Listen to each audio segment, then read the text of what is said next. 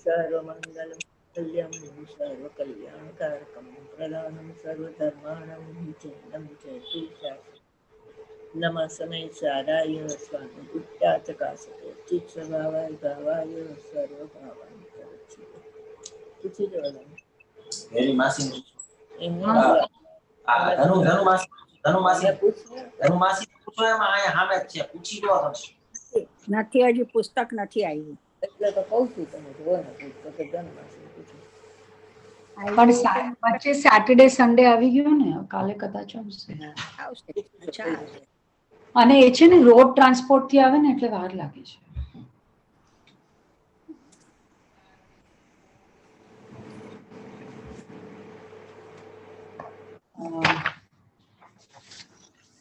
નાયક સ્વરૂપ પ્રકાશ page number 16 date 6/12/2020 પ્રવચન 2 શ્રી સમયસારજી પરમાગમ શાસ્ત્ર છે તેનો જીવ નામનો અધિકાર ગાથા 6 છે 6ઠી ગાથામાં તેમ કહ્યું કે ભગવાન આત્મા છે તે કર્મના ઉદયમાં જોડાતો નથી પણ પરિણતિ જોડાતા શુભાશુભ ભાવ થાય છે અને તેના નિમિત્તે નવા પુણ્ય પાપની પ્રકૃતિનો બંધ થાય છે છતાં પણ ભગવાન આત્મા શુભ અને અશુભ ભાવો તેના સ્વભાવે આશ્રય રૂપે થતો નથી અને પોતાના નિજ સ્વભાવને છોડતો નથી આત્મા પોતાના સ્વભાવને છોડતો નથી તેથી તે શુભાશુભ રૂપે થતો નથી અને તે કારણે પ્રમદ પણ નથી એટલે કે અસાવધાન દશા શુદ્ધ આત્મા તરફની અસાવધાન દશા તેને પ્રમદ અથવા પ્રમાદ કહેવામાં આવે છે શુદ્ધ આત્માની સન્મુખ ન થવું અને પર સન્મુખ થતા તેને રાગાદી ભાવની ઉત્પત્તિ થાય તેને પ્રમાદ દશા કહેવામાં આવે છે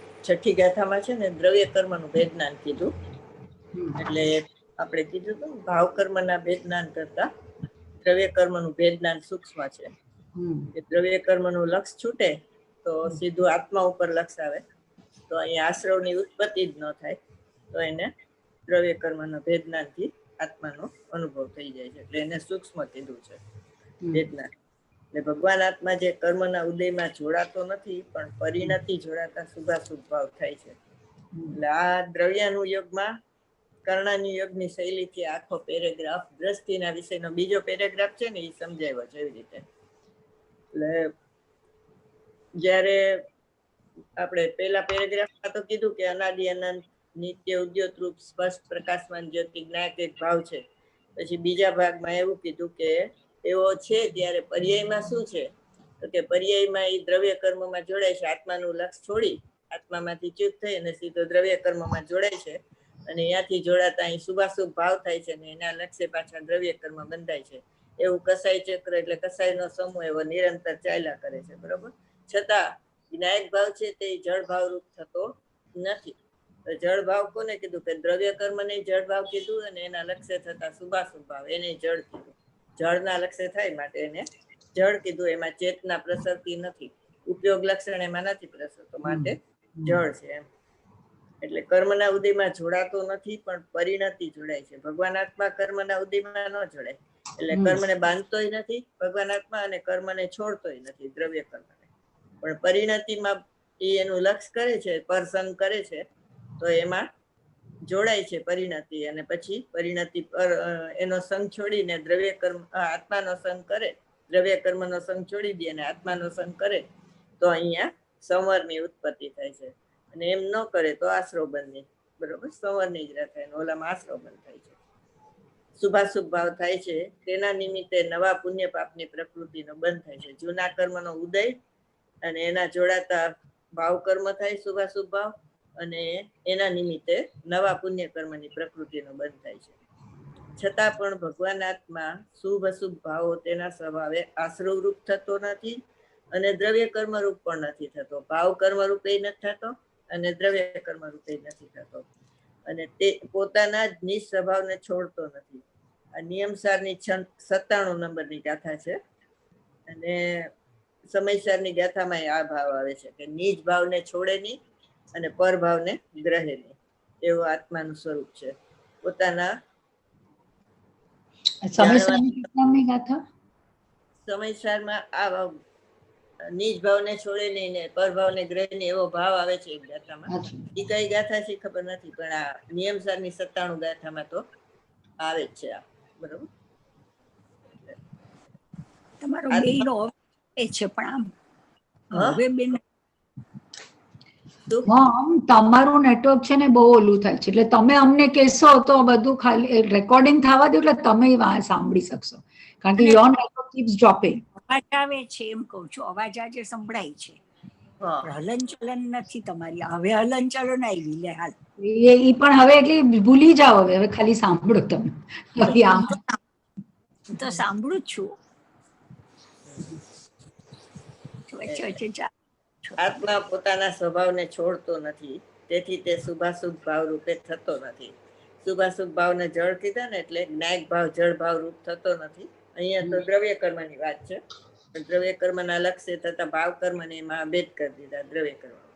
આ કારણે પ્રમદ પણ નથી, એટલે કે અસાવધાન દશા, શુદ્ધ આત્મા તરફની અસાવધાન દશા, તેને પ્રમદ અથવા પ્રમાદ કહેવામાં આવે છે. આ જે શુભાશુભ ભાવ થાય છે ને એને પ્રમદ દશા, પ્રમાદ દશા કહેવાય છે. એને આત્મા તરફની અસાવધાન દશા કીધી. એટલે એ ભગવાન આત્મા એનો સ્વભાવ છોડતો નથી અને શુભાશુભ ભાવ રૂપે થતો નથી. બરોબર. એટલે એનામાં પ્રમાદ દશા નથી ને પ્રમાદ એટલે પ્રમદ દશા 1 થી 6 ગુણસ્થાન ને એના અભાવપૂર્વક જે અપ્રમદ દશા થાય છે એ પણ એમાં નથી. બરોબર. શુદ્ધાત્માની સન્મુખ ન થવું અને પર સન્મુખ થતા તેને રાગાદિ ભાવની ઉત્પત્તિ થાય છે, તેને પ્રમાદ દશા કહેવામાં આવે છે. એટલે પ્રમાદ દશા એક તો એકત્વની છે, દર્શનમો, અને બીજું ચારિત્રમો, એટલે એ અસ્થિરતાના ભાવ, બેયને પ્રમાદ દશા કીધી. ચોથા, પાંચમે, છઠ્ઠે અસ્થિરતાના ભાવ છે, અને 1 થી 3 ગુણસ્થાનમાં એકત્વના ભાવ, દર્શનમો ના સદભાવના, અને પછી ચોથું, પાંચમું, છઠ્ઠું છે એ અસ્થિરતાના ભાવમાં, એને પ્રમાદ કહેવામાં આવે છે. શુદ્ધ સ્વભાવથી ચિત્ત છે ને, એટલે પુણ્ય કોને કહેવાય કે સ્વરૂપમાંથી પતિત થાય ત્યારે પુણ્ય ભાવ શુભ ભાવ થાય છે, એટલે એને પ્રમાદ કીધું. બરોબર. પાપ કીધું, પ્રમાદ કીધું, બે આગળનો પેલો. તે પ્રમાદના પરિણામથી ભગવાન આત્મા ત્રણેય કાળ રહિત છે, અને જે પ્રમાદના અભાવપૂર્વક અપ્રમદ દશા એટલે કે શુદ્ધ આત્માની સન્મુખ થઈને જે શુદ્ધ આત્માની સાવધાન દશા એવા નિશ્ચય મોક્ષ માર્ગના જે પરિણામ છે તેનાથી પણ ભગવાન આત્મા રહિત છે. પ્રમદ પણ નથી, અપ્રમદ પણ નથી. પરિણામ માત્રથી આત્મા ભિન્ન છે, તેથી પરિણામનો આત્મા કરતા નથી. પરનો તો કરતા નથી, પણ પોતામાં ઉત્પન્ન થતા પરાશ્રિત કે સ્વ આશ્રિત પરિણામો જે થાય છે તેનાથી આત્મા રહિત હોવાને કારણે તે ભગવાન આત્મા પરિણામનો કરતા નથી. એટલે કે પરિણામનો જ્ઞાતા જ છે, પણ પરિણામનો કરતા નથી. હવે એમ કીધું ને, પ્રમાદના પરિણામથી ભગવાન આત્મા ત્રણેય કાળ રહિત છે, પણ અહીંયા પ્રમાદના એમ જુદું પાડીને કીધું, પણ ખરેખર પર્યાય માત્રથી ભગવાન આત્મા રહિત છે, શૂન્ય છે, અભાવ છે. બરોબર.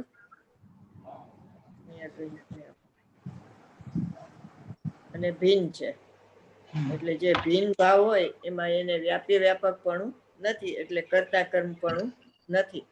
એટલે જે કરતા હોય નિયમથી ભોગતા હોય, એટલે એમાં ભોગતા અને ભોગ્યપણું પણ નથી. બરોબર. અને અહીંયા કરતા નથી એ માટે જ્ઞાતા કીધો, પણ ખરેખર તો નિર્વિકલ્પ દશા થાય છે તો એનો જ્ઞાતાય નથી. એટલે રાગ કરનાર નથી, રાગનો ભોગવનાર નથી, રાગનો જાણનાર નથી, ને રાગનો ટાળનાર નથી. એ ક્યાં આવ્યું? 34મી ગાથા સમયસારની. રાગનો નાશ કર્યો એ નામ માત્ર છે. બરોબર. રાગનો કરનાર નથી, ટાળનાર નથી, ભોગવનાર. આકુરતા થાય, રાગ થાય એમાં આકુરતા થાય. રાગ એટલે કર્મ ચેતના, આકુરતા થાય એટલે કર્મફળ ચેતના. બરોબર. અને એનો જાણનારી નથી. આ તો કરતા નથી, એટલે એમ કીધું કે એનો જ્ઞાતા છે ને કરતા નથી, પણ સવિકલ્પ દશામાં. બાકી નિર્વિકલ્પ દશા થાય તો એનો જાણનાર પણ નથી અને એનો ટાળનાર પણ નથી. એમ કે રાગનો નાશ કર્યો તો ભગવાન આત્મા એ તો એમ કેવું એ નામ માત્ર છે, કારણ કે રાગની પર્યાય કેટલી છે? એક સમયની છે. એટલે એનું જીવન જ એક સમયનું હતું, એટલે એ મેરેજ વ્યય પામવાની હતી. તો એ વ્યય પામી તો એની જગ્યાએ જે નિર્મળ પર્યાય થઈ તો એને એમ કહેવાય કે આનો રાગનો નાશ કર્યો. ખરેખર એ નાશ કરનાર પણ નથી. જ્ઞાન પ્રત્યખ્યાન છે, આ ભગવાન જ્ઞાતા દ્રવ્ય છે એમ કીધું 34 કથામાં. પ્રમાદના અભાવપૂર્વક અપ્રમાદ દશા એટલે કે શુદ્ધાત્માની સન્મુખ થઈને શુદ્ધાત્માની સાવધાન દશા એ નિશ્ચય મોક્ષ માર્ગના જે પરિણામ છે તેનાથી પણ ભગવાન આત્મા રહિત છે. અહીં રહિત કીધું ને અભાવ કીધું, બે પ્રમાદના અભાવપૂર્વક છે ને, એટલે એ શું છે કે અભાવપૂર્વક અપ્રમાદ દશા થઈ, બરોબર. જ્યાં રાગના પ્રદેશ હતા એ રાગના પ્રદેશ જુદા હતા, એ પ્રદેશથી અભાવ થયો રાગનો ને અહીંયા વિતરાગ ભાવ પ્રગટ થયા, તો એ નિર્મળ પર્યાયના પ્રદેશ પણ જુદા છે. એટલે દ્રવ્ય, ક્ષેત્ર, કાળ ને ભાવથી પર્યાય ભિન્ન છે, બરોબર.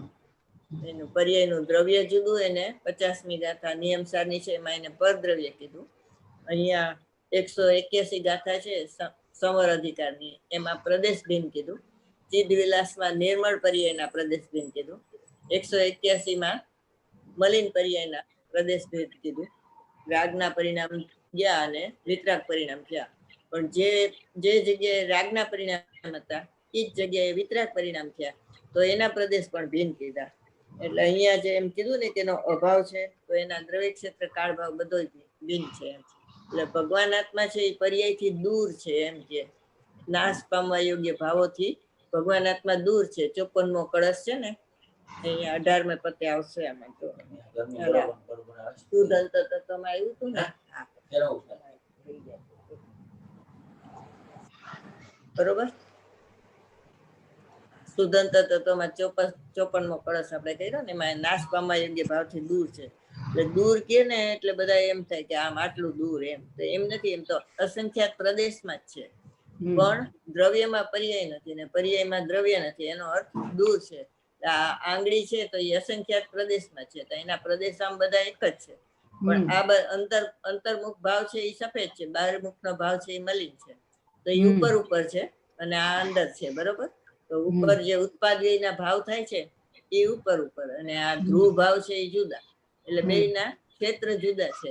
એવી રીતે કારણ શુદ્ધ પર્યાયનો નકશો છે, તો એમાં શું બતાવે છે? કારણ શુદ્ધ પર્યાય સપાટી છે, અને ઉપસમ ક્ષાયિક અને ઔદયિક ભાવ છે, ઉઠે છે આમ પર્યાયમાં, તો એને જે ઉછળતા મોજા છે એના પ્રદેશ જુદા, અને ઓલા અંદરનું દળ છે એના પ્રદેશ જુદા. અને કાળથી એ ભિન્ન છે, કે આનો કાળ ત્રિકાળ છે, પર્યાયનો કાળ તો એક સમયનો છે. ભાવથી ભિન્ન કીધું એટલે ઓલા પરંપરામિક ભાવથી તન્મય છે ત્રિકાળી ધ્રુવ ભગવાન આત્મા, અને પર્યાય છે ઉદય ઉપસમ ક્ષેપસમ ને ક્ષાયિક ભાવથી તન્મય છે. એટલે ચારે ચારથી ભિન્ન છે, માટે એને એમ કીધું કે ઈ એનાથી રહિત છે, એટલે એનો કરતાય નથી ભોગતાય નથી, ભિન્ન છે ને માટે. પ્રમતના અભાવ પૂર્વક અપ્રમત દશા થઈ તો ઈ જ ક્ષેત્રે થઈ, તો એના પ્રદેશે જુદા અને આના પ્રદેશે જુદા. પરિણામ માત્ર આત્માથી ભિન્ન છે. એટલે જો આવી ગયો, પેલા પ્રમત અપ્રમત કીધું, પણ પ્રમત અપ્રમત કહેતા બધી પર્યાય નો આવે. નિરપેક્ષ પર્યાય છે એ ઉત્પાદવ્ય રૂપ છે, જેમાં કર્મના સદભાવ અભાવની અપેક્ષા નથી. આત્મામાં અનંત ગુણ છે ને, તો એમાં વિશેષ જેટલા ગુણની જ પર્યાય આપણે કીધું ને મલિન છે, બાકી એટલે છે તો બીજા હશે ઘણા અનંત, પણ આટલા પ્રયોજનભૂત આટલા આવ્યા છે એમ. તો બાકીના અનંત ગુણ છે, એના દ્રવ્ય ગુણ, શુદ્ધ ગુણ ને એની પર્યાય પણ શુદ્ધ છે, પણ એના ઉપર નિરપેક્ષ છે તો ઈ પર્યાય ઉત્પાદવ્ય વાળી છે ને, તો એના પ્રદેશે ભિન્ન છે. અને આ પ્રમત અપ્રમત છે બે સાપેક્ષ પર્યાયો છે, અને અગુરુ લઘુ આદિની સદગુણ હાનિ વૃદ્ધિ વાળીની પર્યાય અસ્તિત્વ ગુણની એ બધી પર્યાયો છે એ નિરપેક્ષ છે, ઉપયોગ લક્ષણ છે એ, તો એનાથી એ ભગવાન આત્મા ભિન્ન છે, કારણ કે એ ઉત્પાદવ્ય વાળી છે.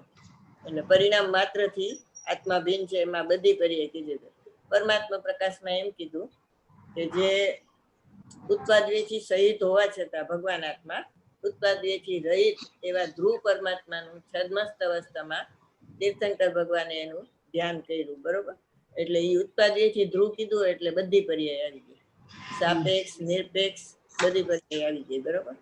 તેથી પરિણામનો કરતા આત્મા કરતા નથી, ભિન્ન હોય એનો કરતા કેવી રીતે થાય? એમાં વ્યાપે વ્યાપક ભાવ નથી. એક જ દ્રવ્યમાં વ્યાપે વ્યાપક ભાવ.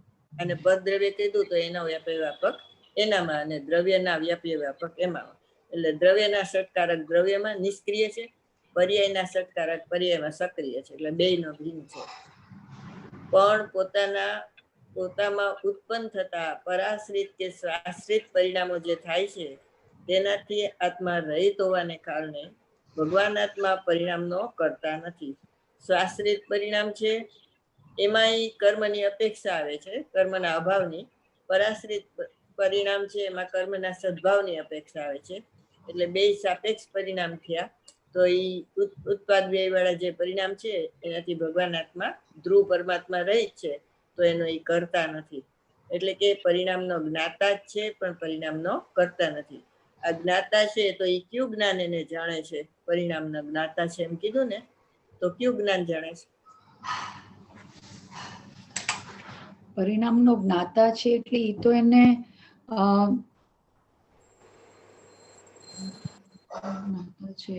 એ તો એનું શુદ્ધ જ્ઞાન જાણે છે, પણ પરિણામનો જ્ઞાતા હોવાને લીધે પરિણામમાં જ જણાય ને. પરિણામમાં, કારણ કે ધ્રુવ ત્રિકાળીમાં તો જાણવાની પ્રવૃત્તિની વાત આવતી નથી ને. પરિણામનો જ્ઞાતા છે ને આ સાધકનું સવિકલ્પ દશાનું ઇન્દ્રિય જ્ઞાન છે, સમ્યક ઇન્દ્રિય જ્ઞાન. ઈ પરિણામને જાણે છે. અતિન્દ્રિય જ્ઞાન તો ભગવાન આત્માને જ જાણે. બરોબર? એટલે 320 ગાથામાં કીધું ને, 9 તત્વને કરતો નથી પણ જાણે છે. તો એ સવિકલ્પ દશાની વાત છે 320 ગાથામાં. ને સાધકનું સમ્યક ઇન્દ્રિય જ્ઞાન એને જાણે છે, પણ એ અતિન્દ્રિય જ્ઞાન નથી જાણતું. અતિન્દ્રિય જ્ઞાનમાં પ્રતિભાસ રૂપ જાણવું છે, લક્ષપૂર્વક જાણવું નથી. અને આ ઉપયોગાત્મકપણે પરિણામને જાણે છે એ ઇન્દ્રિય જ્ઞાન છે. બરાબર? લક્ષ વગર પ્રતિભાસ રૂપ જણાય છે ને એને જાણવું કહેતા નથી. લક્ષપૂર્વક જણાય એને જ જાણવું કહેવાય. એટલે પરિણામનો કરતા નથી. જ્ઞાતા જ છે પણ પરિણામનો કરતા નથી. કરતા નથી એમ કેવું છે ને, એટલા માટે એમ કીધું કે એનો જ્ઞાતા છે. ખરેખર તો નિર્વિકલ્પ દશા થાય તો એનો જ્ઞાતા પણ નથી. જે એનો આધાર માટે પરમાર્થ પ્રતિક્રમણ છે ને નિયમસારનું, પંચરતનની ગાથા, એમાં એમ કીધું કરતા નથી, કાર્યતા નથી, અનુમતતા નથી, કારણ નથી. એટલે પછી બધા સકળ કર્તૃત્વનો અભાવ કીધો. એટલે પછી લાલચંદભાઈ કીધું આમાં જ્ઞાતા નથી એમ નથી લખ્યું. કે હું જયારે મુનિ થાય આચાર્ય ભગવાન ત્યારે હું એમ લખીશ કે કરતો નથી, કરાવતો નથી, અનુમતતો નથી, કારણ નથી ને જ્ઞાતાય નથી એમ. પણ એમાં એવું છે કે જે આચાર્ય ભગવાન કુનકુન ભગવાન કહે ને તો એની વાત નિશ્ચયથી કહે, તો બાકી ટીકા કરનાર હોય એ વ્યવહારથી એની વાત કહી દે એમ. એટલે પદ્મપ્રભલ ધારીદેવે એના કળશમાં કહી દીધું કે એના ગ્રહણની ચિંતા પણ મેં છોડી છે. દ્રવ્ય ગુણ પર્યાયના ગ્રહણની ચિંતા મેં છોડી છે. તો ગ્રહણ એટલે અહીંયા જાણવું અર્થ થાય. એટલે એને જાણતો નથી. નિર્વિકલ્પ દશાની વાત છે ને, તો એને કરતો નથી, કરાવતો નથી, અનુમતતા નથી, કારણ નથી. તો શું કરે છે કે ચૈતનના વિલાસ સ્વરૂપ આત્માને ભાવે છે. એટલે જેવો તમે અપરિણામી અકર્તા ભગવાનને જોયો ને, એ જ સમયે પરિણામી થાય છે. તો એ અપરિણામી પરિણામી એવા બે દ્રવ્ય નથી. એ નામ ભેદ છે, બાકી વસ્તુ ભેદ નથી. વસ્તુ તો એક જ છે. ધ્યેયપૂર્વક જ્ઞેય કયો, રહિત પૂર્વક સહિત કયો, સમ્યક એકાંત પૂર્વક સમ્યક અનેકાંત કયો, નય પૂર્વક પ્રમાણ કયો, બધામાં વસ્તુ તો એક જ છે. ચાલો વાંચો. પરિણામનો કરતા નથી એટલે આત્મા અકર્તા છે. અકર્તા છે એટલે નાયક જ્ઞાતા જ છે. એમ જ્યારે તેને પરિણામને જોયા પછી અકર્તાનું લક્ષ્ય ને જોડ આવે ત્યારે તેની કર્તા બુદ્ધિ છૂટે છે. કર્તા બુદ્ધિ છૂટતા ત્રિકાળ પોતાનો સામાન્ય ટંકોત્કીર્ણ પરમાત્મા તેની જ સન્મુખ દ્રષ્ટિ થાય છે.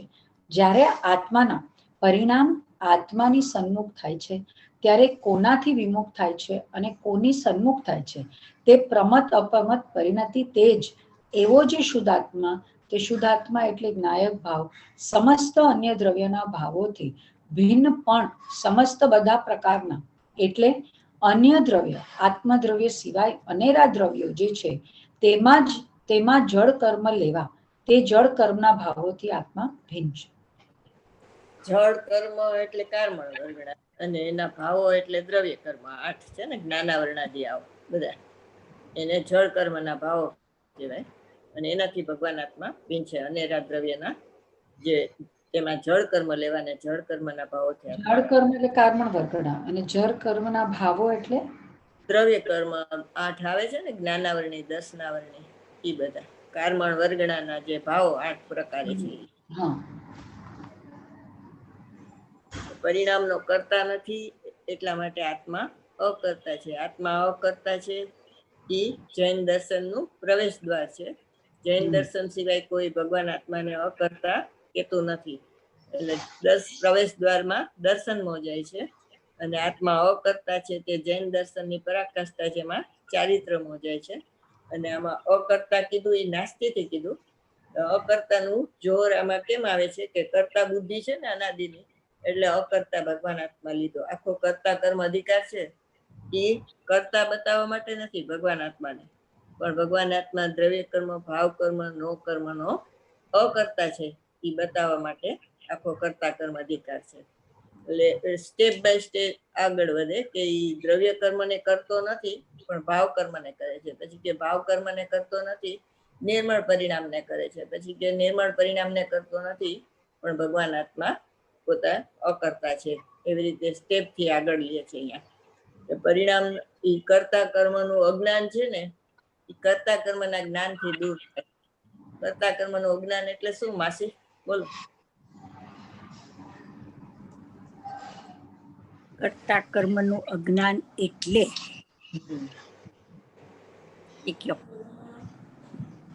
કરતા પણ નથી અને એ તો જ્ઞાન થયું. બે અકર્તા એવું. કરતા કર્મનું એટલે છે ને, પોતાને કરતા માને એ અજ્ઞાન કહેવાય ને. છે નહીં પણ માને. કરતા છે તો નહીં, હા જાણનાર જ છે. જાણનાર જ છે પણ પોતાને કરતા માને તો એ અજ્ઞાન કહેવાય ને. હા, કોનો કરતા માને છે? પરદ્રવ્યનો, બધાનો, પર્યાયનો પણ કરતા માને, પરદ્રવ્યનો પણ કરતા માને, કરતા બધાનો. કર્મ વિચારમાં હું કરતા અને રાગ મારું કર્મ, એને કરતા કર્મનું અજ્ઞાન કહેવાય. અને હું કરતા અને જ્ઞાન મારું કર્મ, એને કરતા કર્મનું જ્ઞાન કહેવાય. બસ એવું. એટલે ઈ કરતા કર્મનું અજ્ઞાન છે ને, એ કરતા કર્મના જ્ઞાનથી દૂર થાય છે. એટલે આત્મા અકર્તા છે, એટલે કે જ્ઞાતા છે. એટલે અહીંયા દ્રવ્યના નિશ્ચયની વાત કરી, બરોબર. જાણનાર છે અને કરનાર નથી, બરોબર. અડધો કલાકથી બે માસી, બે બેનો જામેલા હતા. તમે મને સવાલ પૂછ્યો, એમાં જામ પીગળી ગયા. કેમ પીગળી ગયા? દેખાતા નહોતા? અવાજ જ નહીં તો સંભળાતો હતો. એમાં મને સવાલ પૂછ્યો, પીગળી ગયા. દેખાતા નહોતા? દેખાતા હતા અને અવાજ આવે, પણ બોલો છો એમાં મોઢાની હલન ચલન કે તમે માથું મોઢું આમ હાથ થાય કાંઈ નહીં. આમ બસ મોઢું છે, ફોટો હોય એમ. ગુરુદેવના ટીવીમાં પ્રવચન, ગુરુદેવનું પિક્ચર હોય અને આપણે સાંભળીએ પ્રવચન એમ. તમારા ફોટા દેખાય બે બહેનોના, પણ તમારી હલન ચલન ન દેખાય. પ્રશ્ન પૂછે એટલે જાય ગયા એમ ને. એટલે તમારું પીગળી ગયા જામેલામાં, તમે બે પીગળ્યા. મને તેમ થાય હું નથી જામેલી, તમને હું કદાચ જામે. એટલે અહીંયા દ્રવ્યનો નિશ્ચય આવ્યો. એમાં પુણ્ય પાપ રાગ છે ને, એનો કરનાર નથી. એટલે એમાં વૈરાગ્ય પ્રગટ થાય અને પછી પૂર્ણ થાય તો વિતરાગતા એમાં પ્રગટ થાય છે. એમ જ્યારે તેના પરિણામને જોયા પછી અકર્તાનું લક્ષ ને જોર આવે છે, ત્યારે તેને કરતા બુદ્ધિ છૂટે છે. એટલે અકર્તાના લક્ષ્ય કરતા બુદ્ધિ છૂટે છે કે હું કરનાર છું એ છૂટી ગયું અને હું જાણનાર છું એમ આવી ગયું. એટલે કરનાર નથી, બરોબર, એટલે અકર્તા, અને જાણનાર છું એટલે જ્ઞાતા. અકર્તા જ્ઞાતાનું લક્ષ આવે, જોર આવે, ત્યારે કરતા બુદ્ધિ છૂટે છે અને વૈરાગ્ય પ્રગટ થાય અને એની પૂર્ણતામાં વિતરાગતા પ્રગટ થાય છે. એટલે કેવડીનું લક્ષણ વિતરાગ ને સર્વજ્ઞ છે, તો જ્ઞાનની પર્યાયના નિશ્ચયમાં એનું સર્વજ્ઞપણું પ્રગટ થાય છે. એ બીજા પેરેગ્રાફમાં આવશે. અને આ પહેલા પેરેગ્રાફમાં કરતા બુદ્ધિના દોષની છૂટવાની વાત છે. એટલે કરતા બુદ્ધિ છૂટતા ત્રિકાળ પોતાનો સામાન્ય ટંકોત્કીર્ણ પરમાત્મા તેની જ સન્મુખ દ્રષ્ટિ થાય છે, બરોબર. એટલે દ્રવ્ય કર્મ, ભાવ કર્મ, નો કર્મથી રહિત ભગવાન આત્મા છે એને ટંકોત્કીર્ણ ભગવાન આત્મા કીધો. અને એના ઉપર નજર ગઈ કરતા બુદ્ધિ છૂટતા અકર્તા જ્ઞાતા ઉપર નજર ગઈ તો એને સામાન્ય ટંકોત્કીર્ણ પરમાત્મા કીધું. જ્યારે આત્માના પરિણામ આત્માની સન્મુખ થાય છે ત્યારે કોનાથી વિમુખ થાય છે કે એને કોની સન્મુખ થાય છે? તે પ્રમત અપ્રમત પરિણતિ તે જ એવો જે શુદ્ધાત્મા, તે શુદ્ધાત્મા એટલે જ્ઞાયક ભાવ સમસ્ત અન્ય દ્રવ્યના ભાવોથી ભિન્ન પણ સમસ્ત બધા પ્રકારના એટલે કે અન્ય દ્રવ્યના આત્મદ્રવ્ય સિવાય અનેરા દ્રવ્યો છે જે છે તેમાં જળ કર્મ લેવા અને જળ કર્મના ભાવોથી આત્મા ભિન્ન છે. એટલે અહીંયા બ્રેકેટમાં છે ને છઠ્ઠી ગાથામાં એમ આવે છે કે આત્મા જળ ભાવ રૂપે પરિણમતો નથી. જયચંદ પંડિતે બ્રેકેટ કર્યું છે એમાં. તો એના ઉપરથી આ જળ કર્મ લેવાના, અહીંયા જળ કર્મનું વેદનાન છે, આત્મા અને દ્રવ્ય કર્મનું વેદનાન. એટલે આ છઠ્ઠી ગાથામાં આવે છે, 500 પેજ ઉપર આવે છે. પછી 109, 10, 11 ગાથા છે એમાં દ્રવ્ય કર્મનું વેદનાન અને 92-93માં બધામાં દ્રવ્ય કર્મનું વેદનાન છે. એટલે ભાઈ એના માટે દ્રષ્ટાંત આપે કે માટી ચોપડી અને પછી સાફ કરવી એના કરતા માટી ચોપડવી જ નહીં અને સીધું દ્રવ્ય કર્મનું લક્ષ છોડી અને આત્માનું લક્ષ કરી લેવું તો અહીંયા ભાવ કર્મની ઉત્પત્તિ જ ન થાય. ભાવ કર્મ છે એને માટી કીધી, બરોબર. એટલે ભાવ કર્મ ઉત્પન્ન થઈ જાય પછી એનું ભેદનાન કરો તો એ 72મી ગાથામાં આત્માને આશ્રવનું ભેદનાન. અને અહીંયા ઉત્પન્ન જ ન થાય અને સીધો સંવર પ્રગટ થઈ જાય એવી વાત અહીં લીધી છે. આત્માની અનુભૂતિ થઈ જાય એમ. એટલે અકર્તા પ્લસ કર્તા કર્મનું અનન્યપણું ઇઝ ઇક્વલ ટુ અનુભૂતિ. કર્તા કર્મનું અકર્તા એટલે નૈરૂપ વાત એવી અને કર્તા કર્મનું અનન્ય એટલે પરિણામી વાત છે એટલે પ્રમાણની. એટલે નય અને પ્રમાણથી અનેકાંત સિદ્ધ થાય છે. એ અનુભૂતિ છે, ભાવશ્રુત જ્ઞાન પ્રગટ થયું ને એને અનેકાંત કીધું, બરાબર.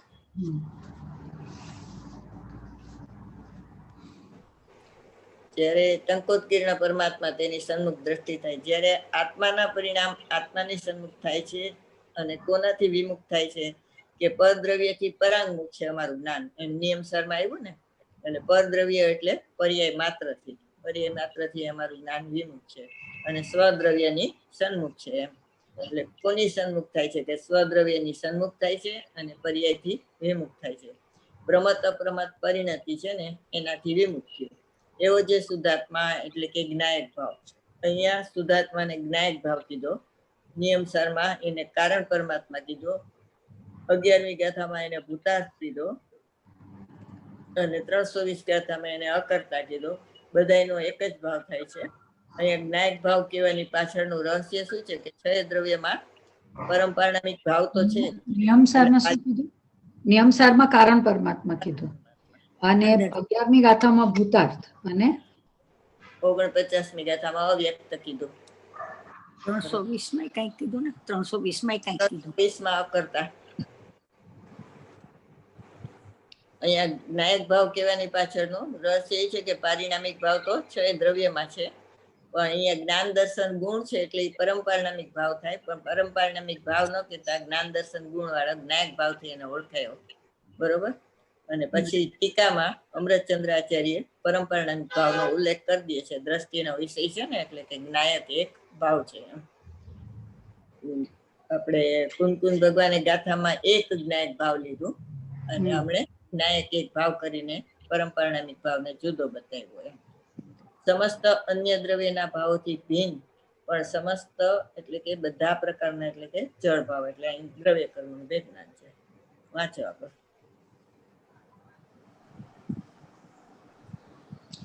રાગના 2 પ્રકાર છે. એક જીવ સંબંધી ભાવ કર્મ અને એક દ્રવ્ય કર્મ સંબંધીનું ભાવ કર્મ. જ્યાં સુધી થાય છે ત્યાં સુધી 2 જગ્યાએ રાગ થાય છે ત્યાં સુધી મિથ્યાત્વના પરિણામ 2 જગ્યાએ થાય છે. એક તો કર્મના ઉદયમાં જડ કરવામાં એક દર્શન મોહ નામની કર્મની પ્રકૃતિ છે. એ જીવના પરિણામમાં નિમિત્ત થાય છે. પોતાના સ્વભાવને ભૂલે ને વિપરીત દશા પ્રગટ કરે ત્યારે તેને કર્મના ઉદયને નિમિત્ત કહેવામાં આવે છે. એટલે કે નિમિત્ત દર્શન મોહ કર્મ છે અને તેના લક્ષ્ય અહીંયા મિથ્યાત્વના પરિણામ અનાદિકાળથી થતા હતા. એ અનાદિ મિથ્યા દ્રષ્ટિ જીવ હવે અન્ય દ્રવ્યોના ભાવોથી હું ભિન્ન છું એટલે કે નિમિત્તનું લક્ષ છોડે છે અને ઉપાદાનનું લક્ષ કરે છે પરિણતિ. આમાં 4 ગાથાનો આપણે કીધું ને આધારે 13મી ગાથામાં આવે છે દ્રવ્ય કર્મ અને ભાવ કર્મની વાત. પછી આશ્રવ અધિકારમાં 174 ગાથામાં સંજ્ઞ અને અસંજ્ઞ કીધું. અહીંયા દ્રવ્ય અને ભાવ કીધું, ત્યાં સંજ્ઞ અને અસંજ્ઞ કીધું. 500માં પત્તા ઉપર આવે. 174. હા, 174. સંજ્ઞ અસંજ્ઞ કયો એટલે દ્રવ્ય કર્મ છે એ અસંજ્ઞ છે, ભાવ કર્મ છે એ સંજ્ઞ છે, એટલે જીવની પર્યાયમાં થાય છે, ઓલા જળની પર્યાયમાં થાય છે. 13મી ગાથામાં પણ જીવ ને અજીવ એવા 2 ભેદ લીધા છે. જીવ ભાવ છે એ આપણે કેવા દ્રવ્યમાં અને અજીવ ભાવ છે એ દ્રવ્ય કર્મમાં. અને 500માં પત્તા ઉપર લીધું છે દ્રવ્ય કર્મ ભાવ કર્મની વાત, ને 92-93 ગાથામાં 2 જગ્યાએ. એટલે થાય ત્યાં સુધી 2 જગ્યાએ થાય છે રાગ, એક દ્રવ્ય કર્મમાં અને એક ભાવ કર્મમાં. ન થાય તો એકેય જગ્યાએ ન થાય. દ્રવ્ય કર્મમાં ન થાય તો ભાવ કર્મ અહીંયા ન થાય, ને અહીંયા ભાવ કર્મ ન થાય તો આ દ્રવ્ય કર્મ ન થાય. થાય ત્યાં સુધી 2 જગ્યાએ થાય, ન થાય તો એકેય જગ્યાએ ન થાય.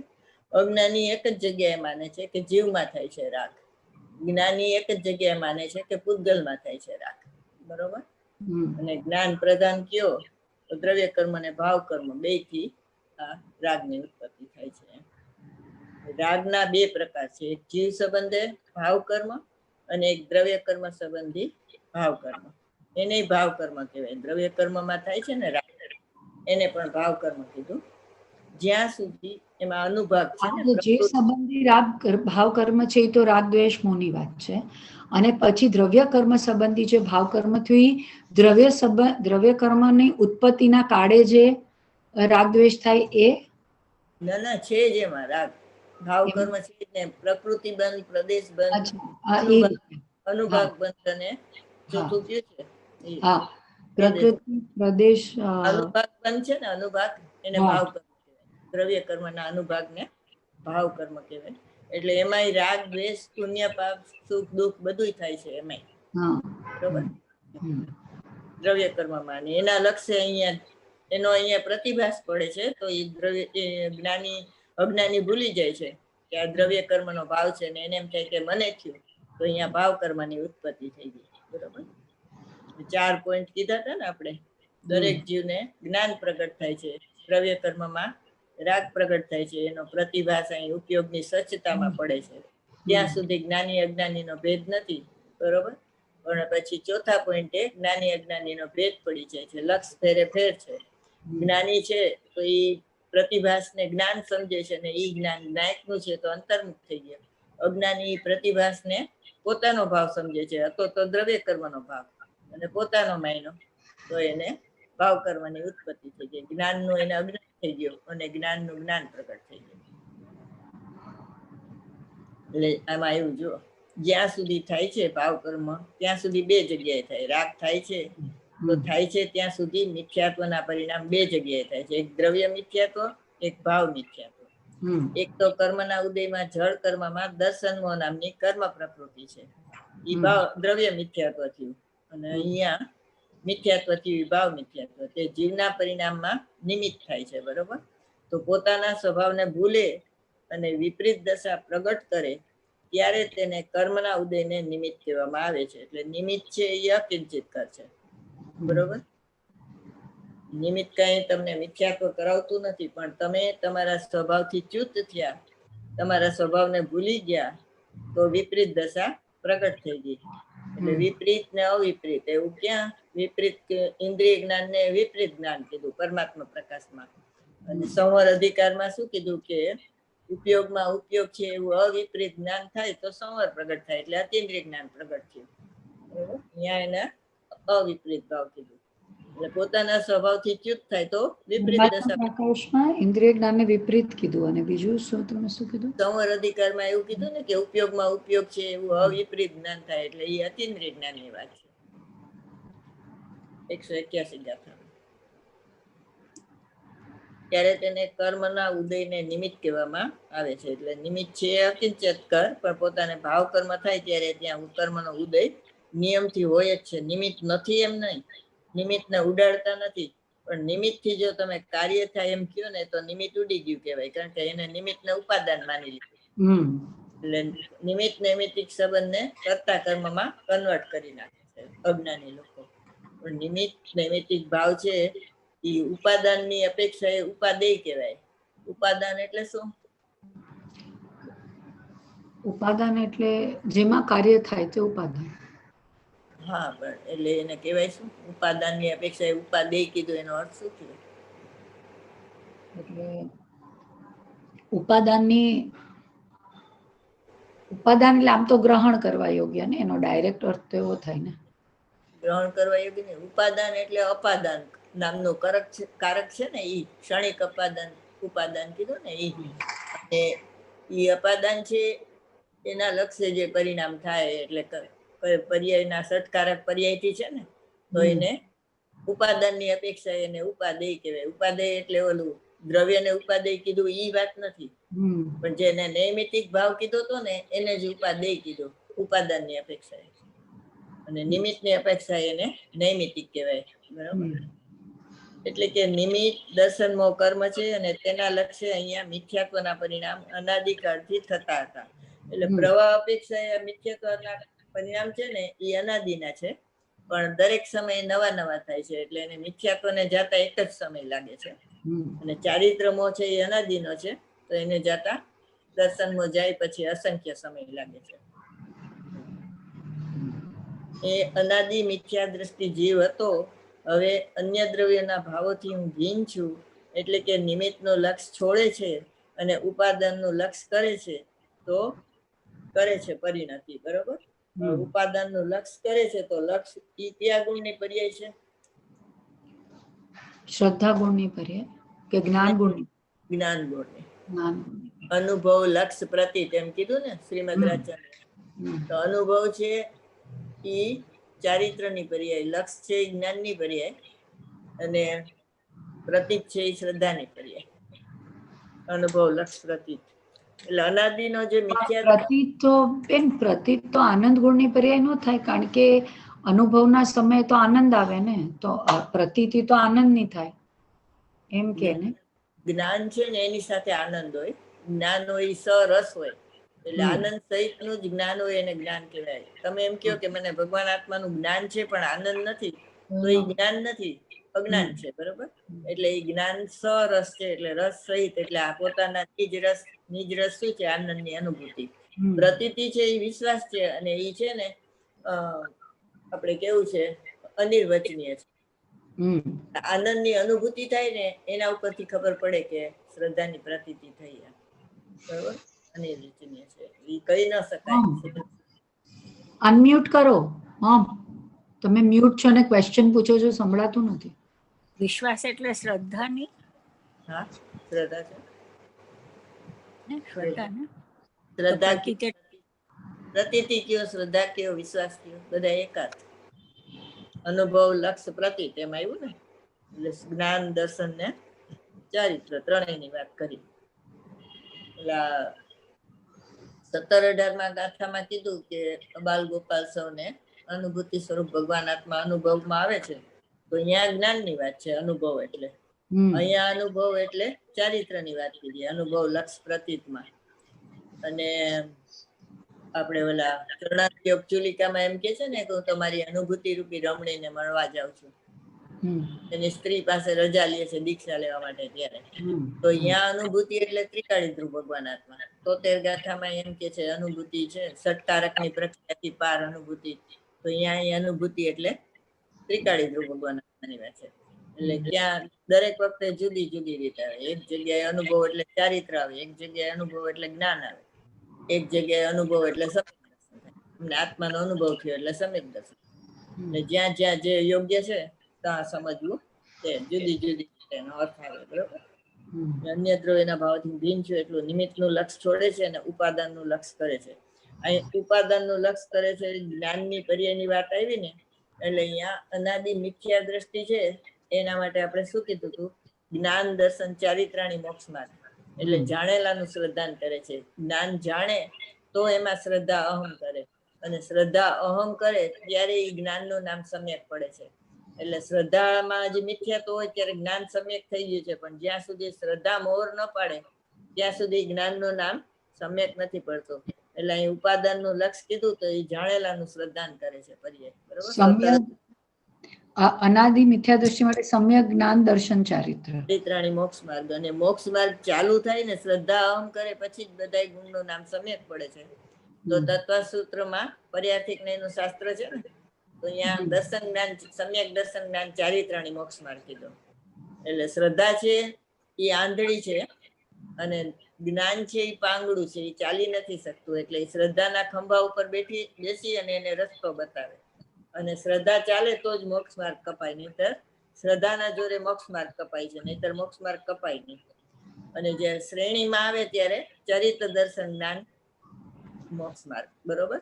એટલે ચરિત્ર એટલે શું કે અહીંયા નિર્વિકલ્પ ઉપયોગ થયો, તો પછી દર્શન છે એ ગાઢ અવગાઢ પરમ અવગાઢ થયું, અને પછી જ્ઞાન છે એ કેવળ જ્ઞાનમાં પરિવર્તન. અહીંયા ચરિત્ર દર્શન જ્ઞાન ત્રણેયમાં જુદી જુદી અપેક્ષા આવે. ને અહીંયા જાણેલાનું શ્રદ્ધાન કીધું એટલે હવે સવડું થયું. પેલા અવડું હતું, વિપરીત પરિણામ હતા ને ત્યારે અવડું જાણેલાનું શ્રદ્ધાન હતું, ઇન્દ્રિય જ્ઞાન હતું. હવે અતિન્દ્રિય જ્ઞાન થયું એટલે સવડું જાણેલાનું શ્રદ્ધાન. અને એક લૌકિક, લૌકિકમાં શું કીધું તું? એક લૌકિકમાં આ શાસ્ત્રને જાણવું એ ભૂલી ગયા? હા હતું તો વાત તો 14મી ગાથાનો ભાવ. અબજ પ્રશ્ન અચ્છા ના, એમાં ભાવાર્થ ભાવાર્થ. ભૂલી ગયા? ઓલું એમ કે છે ને હાથમાં આંબળો હોય ને ભગવાન આત્માને બતાવો. હા તો અમે માની લૌકિક હથેળીમાં બતાવો તો માન. હથેળીમાં બતાવો. હા, એમ ભગવાન આત્મા બતાવતો એ સામ્યાવારિક પ્રત્યક્ષ નો વિષય નથી ભગવાન આત્મા. એટલે અહીંયા પ્રત્યક્ષ ને પરોક્ષ બે જ્ઞાન માન્ય છે એમ. બરોબર. સમ્યક જ્ઞાન ભાવશ્રુત જ્ઞાન જે પરોક્ષ છે તો એ માન્ય, પ્રત્યક્ષ કેવળ જ્ઞાન તો એ માન્ય. એટલે ત્રણ એવી રીતે જાણેલાના શ્રદ્ધાન થાય છે. બરોબર. ચાલો વાંચો આગળ. શું કહ્યું કે પરદ્રવ્ય અને પરદ્રવ્યના લક્ષ્ય થતા રાગ આદિ ભાવો તેમ બે પ્રકાર ન લેવા. અન્ય દ્રવ્યના ભાવો એટલે કે કર્મ જે જળ એનો જે ભાવ તે ભાવથી મારો આત્મા ભિન્ન છે તેમ જાણીને તે નિમિત્તનું લક્ષ છોડે છે. નિમિત્તનું લક્ષ છૂટતા જ નૈમિત્તિક એવા મિથ્યાત્વના પરિણામ બિલકુલ ઉત્પન્ન થતા નથી, પણ સમ્યક દર્શન પ્રગટ થઈ જાય છે. એ ચોખવટ કરી. પરદ્રવ્ય અને પરદ્રવ્યના લક્ષ્ય થતા રાગાદી ભાવો તેમ બે પ્રકાર નો લેવાય. અહીં પરદ્રવ્ય ને પરદ્રવ્યના ભાવો કીધું ને, એટલે પરદ્રવ્ય એટલે કાર્મણ વર્ગના ને એના ભાવો એટલે કર્મ જળ બધા જ્ઞાનાવરણી દર્શનાવરણી એને લેવાનું એમ. પરદ્રવ્ય અને પરદ્રવ્યના લક્ષ્ય થતા રાગાદી ભાવો તેમ બે પ્રકાર ન લેવાય. દ્રવ્ય કર્મ અને ભાવ કર્મ બે ન લેવું, કારણ કે અહીંયા તો ભાવ કર્મની ઉત્પત્તિ જ નથી થતી. પરદ્રવ્ય અને પરદ્રવ્યના ભાવોનું લક્ષ છૂટે તો સીધું નિમિત્તનું લક્ષ છૂટતા સીધું ઉપાદાન ઉપર લક્ષ આવે છે. તો અહીંયા ભાવ કર્મની ઉત્પત્તિ જ નથી થતી અને સમ્યક દર્શન પ્રગટ થઈ જાય. પણ અન્ય દ્રવ્યના ભાવો એટલે કે કર્મ જે જળ તેના જે ભાવો એટલે જ્ઞાનાવરણાદી તે ભાવથી મારો આત્મા ભિન્ન છે તેમ જાણીને નિમિત્તનું લક્ષ છોડે છે. બરોબર. અને નિમિત્તનું લક્ષ છોડતા નૈમિત્તિક એવો મિથ્યાત્વ ઈ ભાવ કર્મ છે. તો એ ઉત્પન્ન જ ન થયું. અહીંયા દ્રવ્ય કર્મનું લક્ષ કરે, દ્રવ્ય કર્મના મિથ્યાત્વનું લક્ષ કરે. કયું કીધું બેન તમે? તેમ જાણીને તે નિમિત્તનું લક્ષ છોડે છે. એટલે નિમિત્તનું લક્ષ એટલે ભાવ કર્મનું લક્ષ છોડે છે. નહીં, ત્રિકાળી દ્રવ્ય કર્મનું ત્રિકાળી. હા, દ્રવ્ય કર્મનું લક્ષ છોડે છે. તો નૈમિત્તિક એવો મિથ્યાત્વ ભાવ પરિણામ બિલકુલ ઉત્પન્ન જ નથી થતા. દ્રવ્ય મિથ્યાત્વનું લક્ષ છોડ્યું તો અહીંયા ભાવ મિથ્યાત્વ ઉત્પન્ન જ ન થયું ને સીધું સમર પ્રગટ થઈ ગયો, સમ્યક દર્શન પ્રગટ થયું. બરોબર. એનો અર્થ શું કે માટી ચોપડો અને પછી કાઢો એવું નહીં, સીધું નિમિત્તનું લક્ષ છોડ્યું તો સીધું ઉપાદાન ઉપર લક્ષ આવે. નિમિત્તનું લક્ષ છૂટતા નૈમિત્તિક એવા મિથ્યાત્વના પરિણામ બિલકુલ ઉત્પન્ન થતા જ નથી, પણ સમ્યક દર્શન પ્રગટ થઈ જાય છે. એટલે આત્માની શ્રદ્ધા થઈ તે સમ્યક દર્શન, આત્માનું જ્ઞાન થયું સમ્યક જ્ઞાન, અને આત્મામાં રમણતા થઈ સમ્યક ચારિત્ર છે. બરોબર. અને એ સમ્યક દર્શન એ આત્મા જ છે, સમ્યક જ્ઞાન એ આત્મા જ છે, સમ્યક ચારિત્ર એ આત્મા જ છે. એમ આત્મરૂપમ કીધું. ભેદજ્ઞાન વખતે દ્રવ્ય પરી એના ભેદજ્ઞાન વખતે એને તદ્રૂપો ન ભવતી કીધું, પર્યાય રૂપે નથી થતો, પ્રમત નથી થતો, એ દ્રવ્ય પરી એનું ભેદજ્ઞાન. અને પરિણમન થયું તો એ સમ્યક દર્શન છે એ આત્મરૂપમ છે, સમ્યક જ્ઞાન આત્મરૂપમ છે, અને સમ્યક ચારિત્ર પણ આત્મરૂપમ છે, એમ પુરુષાર્થ સિદ્ધિ ઉપાયમાં કીધું. 320 ગાથામાં ન ભવતી કીધું, એટલે એનો અર્થ તદ્રૂપો ન ભવતી. અને છઠ્ઠી ગાથામાં અને 320 ગાથામાં તદ્રૂપો ન ભવતી એવો ચોખ્ખો શબ્દ છે. નિષ્ક્રિય અપીકો અર્થ કે બંધ અને બંધના કારણ અને મોક્ષ ને મોક્ષના કારણ રૂપે પરિણમતો નથી, એટલે કે તદ્રૂપો ન ભવતી એમ. માટે ભગવાન આત્મા નિષ્ક્રિય છે. ચાલો વાંચો. પરીને શું કહ્યું કે આ ભગવાન જે જ્ઞાયક આત્મા જેનું લક્ષ્ય કરતા સમ્યક દર્શન અનુભવ થાય છે, તેવો જે પોતાનો નિજ શુદ્ધ આત્મા તેની વર્તમાન વર્તતી અવસ્થામાં અનાદિકાળથી તે પરદ્રવ્યને નિમિત્તના લક્ષ્ય પ્રવૃત્તિ હતી પરિણતિ શુદ્ધ આત્માનું લક્ષ્ય છોડી સમયે સમયે શુદ્ધ આત્માનું અવલંબન આશ્રય છોડી અને નિમિત્તના અવલંબનમાં પરિણતિ જતી હતી.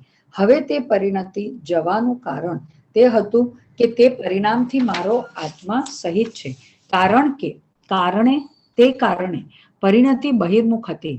હવે મારો ભગવાન આત્મા પરિણતિ માત્રથી ભિન્ન છે એવો મારો ત્રિકાળી સામાન્ય સ્વભાવ છે, તેમ સ્વભાવનું જોર પરિણામમાં આવતા પરિણામ પરથી વિમુખ થઈ જાય છે. હવે પર્યાય છે ને પરલક્ષ ઉત્પન્ન થતી હતી ને મિથ્યાત્વની પર્યાય. હવે એ પર્યાયથી જ હું ભિન્ન છું, તો ભિન્નનો અર્થ શું? ભિન્ના ભાવા નો દ્રષ્ટા. 37માં કળશમાં આવ્યું ને કે ભિન્ના ભાવા નો દ્રષ્ટા, એટલે એ ભગવાન આત્માને જોતા એ ભિન્ન ભાવ છે એ દેખાતા જ નથી. એટલે દેખાતા નથી એટલે એ પરદ્રવ્યનું જ લક્ષ્ય એનું છૂટી ગયું અને સીધું ઉપાદાનનું લક્ષ્ય થઈ ગયું, તો આત્મા નો અનુભવ થઈ ગયો. ફરીથી શું કીધું? ફરીથી કહો. જુઓ, ભગવાન આત્મા જે જ્ઞાયક આત્મા જેનું લક્ષ્ય કરતા સમ્યક દર્શનનો અનુભવ થાય છે. અહીંયા અનુભવનો અર્થ સમ્યક દર્શન લીધો, બરોબર? અનુભવ લક્ષ્ય પ્રતિ એમ કીધું તું, અહીંયા ચારિત્ર હતું, અને અબાલ ગોપાલ સૌને અનુભૂતિ સ્વરૂપ ભગવાન આત્મા અનુભવમાં આવે છે એ જ્ઞાન પ્રધાન વાત હતી. તેઓ જે પોતાનો નિજ શુદ્ધ આત્મા તેની વર્તમાન વર્તતી અવસ્થા અનાદિકાળથી તે પરદ્રવ્યના નિમિત્તના લક્ષ્ય પ્રવૃત્તિ હતી પરિણતિ. અનાદિથી રાગ છે ને, દ્રવ્ય કર્મ અનાદિનું છે અને રાગ પણ અનાદિના છે. પેલા દ્રવ્ય કર્મ થયું કે પેલા રાગ થયું એવું અનાદિમાં ન હોય. એ અહેતુ અનાદિ જે હોય ને એને અહેતુ હોય, એટલે એને કોઈ કારણ ન હોય. દ્રવ્ય કર્મનું કારણ ભાવ કર્મનું કારણ દ્રવ્ય કર્મ એમની અનાદિના છે જ. જેમ આપણે સોનું અને માટી બે અનાદિના મળેલા જ છે, કોઈ ભેગા નથી કર્યા, બરોબર? પણ સોનું માટીમાં ભળેલું હોય તો એ સોનું જ રહ્યું છે, એ કઈ માટી થયું નથી, અને માટી જ છે. એટલે એની ચમક ઉપરથી આપણે સુવર્ણ પત્રમાં બે ભાગ જુદા પાડી અને સોનું લઈ લીધું, પણ એ માટીમાં હતું ત્યારે સોનું જ હતું અને બહાર નીકળ્યું ત્યારે પણ સોનું જ હતું. એમ આ દ્રવ્ય કર્મ અને ભાવ કર્મ છે એ અનાદિના મળેલા છે. પણ હવે એ જે પરિણતિ હતી એ પરાશ્રિત હતી, કોઈ એક સમય માટે સ્વાશ્રિત થઈ નહોતી અનાદિથી. એટલે જ્ઞાનીનો જન્મ થાય છે ને એ આ શુદ્ધ ભાવના દર્શન કરાવવા માટે થાય છે, ત્રિકાળી ધ્રુવ ભગવાન આત્માના લક્ષ્ય કરાવવા માટે થાય છે, જ્ઞાયક ભાવનું પ્રતિપાદન માટે જ્ઞાનીનો જન્મ થાય છે. કારણ કે એક સમય માટે એને ભગવાન આત્માના દર્શન કર્યા નથી, અને એ પરિણતિ છે એની અનાદિથી પરાશ્રિત જ છે. તો એ પરાશ્રિત પરિણતિ હતી એને જ્ઞાયક આપણે આચાર્ય ભગવાન ને કેવડી ભગવાન ને બધા એમ કે છે કે આ પરિણતિ તો તારા દ્રવ્યથી ભિન્ન છે, તો એ પરિણતિનું લક્ષ્ય છોડે તો એ પેલા એને આત્માનું લક્ષ્ય કર્યું તો દ્રવ્ય કર્મનું લક્ષ્ય છૂટી ગયું, તો અહીંયા પરિણતિ ઉત્પન્ન જ ન થઈ, બરોબર? મલિન પરિણતિ ઉત્પન્ન ન થાય. એટલે શુદ્ધાત્માનું લક્ષ્ય છોડીને સમયે સમયે શુદ્ધાત્માનું અવલંબન આશ્રય છોડીને નિમિત્તના અવલંબનમાં પરિણતિ જતી હતી અનાદિની. એ પોતાના શુદ્ધ ભાવથી ચ્યુત થતી હતી. હવે શુદ્ધ ભાવનો મહિમા બતાવ્યો, એનું સ્વરૂપ બતાવ્યું, અને એનાથી તમને જગતની સર્વોત્કૃષ્ટ છે, ઊંચામાં ઊંચી ચીજ છે, પરમાત્મા છે.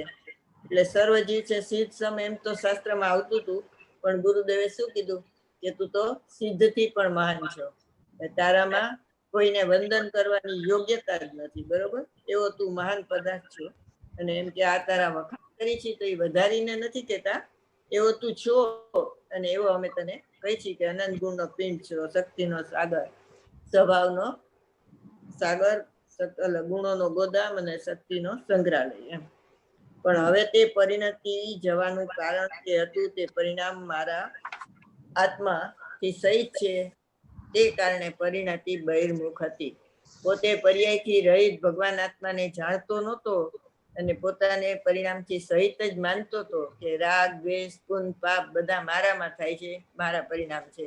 પણ તારા ભગવાન આત્મામાં એ પરિણામ ન થાય. તું સર્વજીવ છે સિદ્ધ સમ કીધું તો સિદ્ધ વિતરાગ સ્વરૂપી છે, તો તારો આત્મા પણ વિતરાગ સ્વરૂપી છે. તારા આત્મામાં સિદ્ધ જેવા જ ગુણો છે, તો એવો એકેય ગુણ નથી કે જે રાગને ઉત્પન્ન કરે.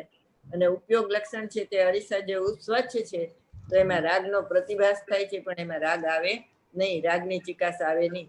આવું તારું લુખ્ખું સ્વરૂપ છે, એને એ જોતા પરિણામથી રહિત હું છું એવો ખ્યાલ આવ્યો, તો એને ભગવાન સામું થયો તો પરદ્રવ્યનું લક્ષ છૂટી ગયું. અનાદિથી પરનું લક્ષ કેમ હતું કે પોતાને પરિણામથી સહિત માનતો હતો. એટલે જીવને પરિણામ ન હોય તો એને આંચકો લાગે કે લે પરિણામ ન હોય તો આ બધું કોણ કરે છે, પૂર્ણ પાપ શુદ્ધ ભાવ મોક્ષ થઈ જાય છે, બધું કોણ છે, સિદ્ધ થાય, હરિયમ થાય. તો કે એ ત્રિકાળી ધ્રુવ ભગવાન આત્માની વાત નથી, અનાત્માની વાત. બરોબર. એટલે જયારે પર્યાયથી રહિત ભગવાન આત્માને જોયો અને એનું લક્ષ થયું તો દ્રવ્ય કર્મનું લક્ષ છૂટી ગયું, તો અહીંયા ભાવ કર્મની ઉત્પત્તિ ન થઈ. એટલે પર્યાયથી રહિત છું એવું પેલો પાઠ છે. અને એ પાઠ જે જ્ઞાનમાં જ્ઞેય થાય, ઉપાદેયભૂત આપણે થાય જ્ઞાનમાં જ્ઞેય, ઉપાદેયભૂત જ્ઞેય બને. જે શ્રદ્ધાનો વિષય છે એને જ જ્ઞાન પોતાને ઉપાદેયભૂત જ્ઞેય બનાવે છે. અને શ્રદ્ધાનું શ્રદ્ધેય થાય અને ધ્યાનનું ધ્યેય થાય. ત્યારે પર્યાયથી રહિત છે એ જ સમયે પર્યાયથી સહિત થાય, ત્યારે એને રહિતને જાણ્યો કહેવાય. બરોબર. પરિણમન થાય ત્યારે એને ખબર પડે કે આ રહિત આ છે ને સહિત આ છે. હવે મારો ભગવાન આત્મા પરિણતિ માત્રથી ભિન્ન છે, એટલે ભિન્ના ભાવા નો દ્રષ્ટા. ભગવાન આત્માને જોતા પર્યાય દેખાતી નથી. બરોબર. ભગવાન આત્માનું અવલંબન લેતા પર્યાયનું અવલંબન આવતું નથી. એના ઉપરથી ખબર પડે છે કે અનુભવથી સિદ્ધ થાય છે કે દ્રવ્યના પ્રદેશ જુદા છે અને પર્યાયના પ્રદેશ જુદા છે. દ્રવ્ય જુદું છે અને પર્યાય જુદી છે, એમ ખ્યાલ આવી જાય છે. એવો મારો ત્રિકાળી સામાન્ય સ્વભાવ, તેમ સ્વભાવનું જોર પરિણામમાં આવતા પરિણામ પરથી વિમુખ થઈ જાય છે. એટલે દ્રવ્ય કર્મથી વિમુખ થઈ જાય છે. બરોબર. અને સ્વભાવની સન્મુખ થાય છે. પૂરું કીધું. જાવાણી તે જ્ઞાન છે સૂજે લોકાલોક, સો વાણી મસ્તક સદા દેત હોતો. જય જીનેન્દ્ર. જય જય.